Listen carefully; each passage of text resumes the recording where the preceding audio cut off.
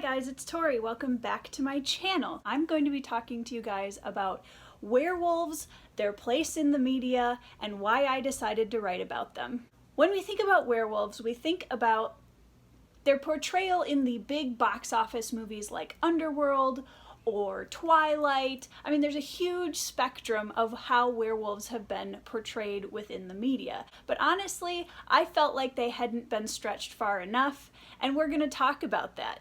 Now, the original mythology for werewolves, or lycanthrope creatures, comes from kind of Indo-European mythology. There's some reference to them in Nordic mythology, but the earliest mention of them comes around 60 AD, that far back, which actually really surprised me when I was researching them because I was guessing it was going to be a lot later than that. In your earliest mythology, you have these mentions of these beast creatures, these men who turn into wolves in a full moon, and they can pass on this disease through their bite, and they're very primal and they're very aggressive creatures. They're almost always paired with something like a vampire, and these two creatures have become kind of synonymous with each other to some degree. Not that they're the same thing, but they often go hand in hand in a lot of the media representation that they have. Just in my lifetime, I can think of very famous portrayals of werewolves such as Professor Lupin from the Harry Potter series.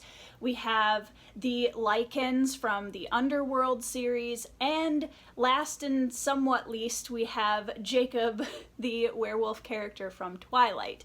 Now, I think it's really interesting because all of these different representations have very different feels to them. Professor Lupin definitely goes full-on primal. He completely loses his humanity whenever he turns into his werewolf form, and he becomes a danger to everyone around him. And this is basically the thread you'll find in almost all movies and books surrounding werewolves, that they are portrayed as these incredibly aggressive, dangerous creatures, and most of the time it's kind of got a horror feel to it, which I totally understand, because the idea in the old mythology of werewolves biting people and attacking people in order to spread their disease, I mean, they're basically furry zombies. I'm gonna backtrack a little bit, and I realize that there have definitely been other werewolf portrayals and famous movies about werewolves, and I have looked into them to some degree. Underworld is well known for being an incredibly dark, gritty horror adventure fantasy film about the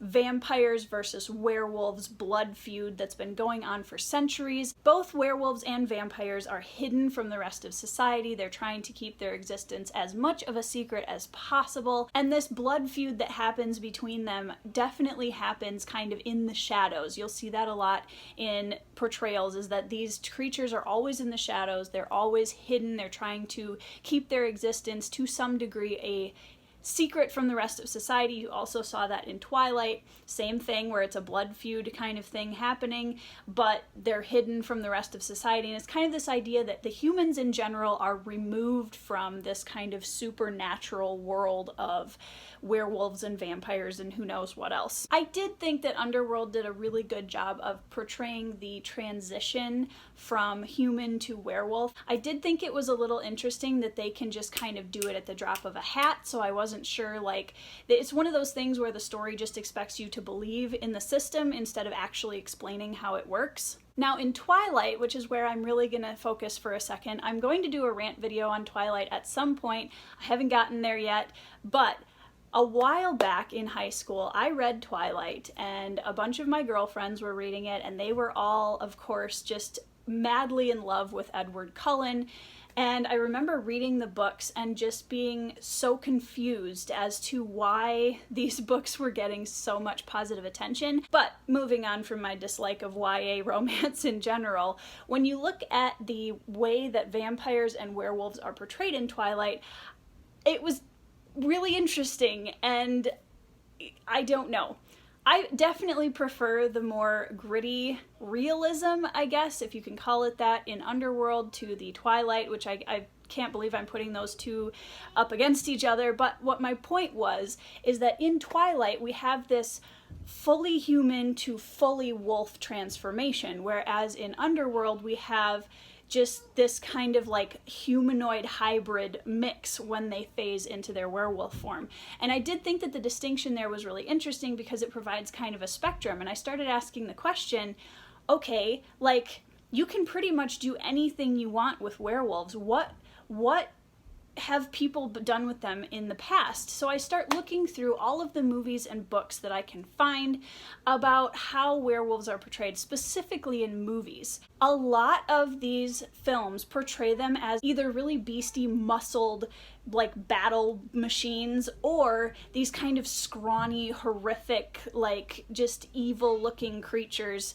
You see that in how they portrayed Professor Lupin, and there are other movies that also portray werewolves as just these kind of like very strange humanoid, like kind of scraggly, like sad creatures. And then we have Twilight, which portrayed werewolves as very distinct polarized forms. You have the human form and you have the complete large giant wolf form. So I kind of filed all this information away, and last year I was getting ready for National Novel Writing Month, and I thought, you know, I really hated Twilight, and the way that they portrayed werewolves in that was so frustrating to me in so many different ways. But one of the things that I pulled from it was the idea of werewolves in a YA space. And I wanted to specifically remove the vampires out of the equation and say, what would happen if werewolves were in modern society and they were a newer thing? Instead of being this like ancient creature that's gone back for centuries and centuries, what if they were a newer thing? What if we have these creatures who are humans and they phase kind of almost to the point that the underworld wolves do, but not quite that far, where instead of going more to the wolf side, that they retain more of their human features when they phase into werewolfism. I originally started my book as kind of a response to Twilight. I wanted to kind of tackle the tropes also in YA that I was seeing in Twilight and just all of its subsequent coat riders. And so I started writing this book as kind of a half-hearted, like, oh, I'm just gonna try this and I'm gonna see where it goes. And as I started developing the werewolf culture and the ideas of these characters, I really started falling in love with this idea of werewolves in a modern culture who weren't hiding, who were being assimilated into human culture. And what would that look like? What would happen if actual werewolves existed in today's kind of society? And what would that look like? And I'm sure there would be organizations for all of these things, and how would that work? And really try to figure out what the conflicts would be and how, and to make it more nuanced than just, well, obviously they turn into raging like kill beasts once a month and go on a rampage. Let's make it more nuanced than that. Let's pull the humanity into these creatures as much as we're pulling the wolf into these creatures. I started trying to figure out what would a culture of werewolves look like. I tried to figure out how the phasing would actually work. Are they able to do it on command? Can they do it partially? Can they do it, you know, just all these different questions. I wanted to pull in a little bit of like wolf science, if you will, as well, not from werewolf culture, but just from wolves as an animal species, and trying to figure out what parts of that could I bring in. Instead of pulling directly from the mythology, I was looking into how do I pull directly from wolves as a species. There were so many different things and nuances to what werewolves could be. Werewolves to me are such an intriguing creature within the paranormal realm, and I feel like they often get overshadowed by vampires, that people somehow find vampires more intriguing, and they often are either with the vampires in some kind of blood feud, or they're subservient to the vampires, or what have you. And I really wanted to separate that out and say, no, what if they're it? What if this is the paranormal? What if it's just the werewolves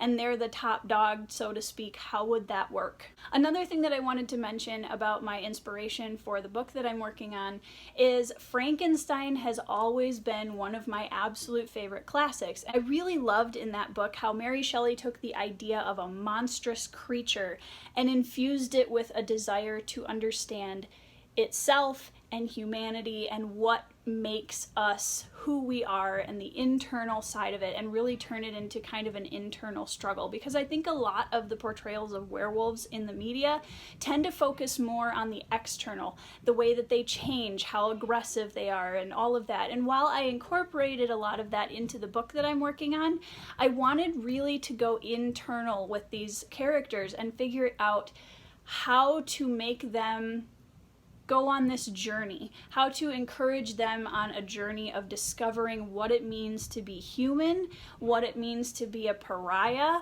what it means to all of these different things. And I think that we oftentimes don't use these kind of elements like werewolfism or whatever it is to really accentuate real life struggles. My two main protagonists are girls who have come from a really hard place, and they're struggling to find any kind of sense of belonging in the world, and they're trying to overcome all of the trauma that they've been through in their past. And they also happen to be werewolves, and how does that factor in? So I really wanted to take all of the nuanced things that I was missing from these other werewolf portrayals and infuse them into my novel. Please let me know down in the comments what media, books, film, etc. that you've been exposed to that include werewolves, and how you felt about it. What are your favorite portrayals? What do you like? What do you don't like about it? And let me know down in the comments. I will definitely keep you guys posted on my book and the progress. It is definitely getting very close to being ready. I am working on the final draft of it right now. I'm very excited. If you go down to my website, vtechandnovels.com, you can sign up to receive the first chapter free. Keep in mind that this isn't the final edit of the chapter, but it'll give you kind of a sense of what I'm starting with. So I hope you guys are all having an awesome day, and I will see you in the next video.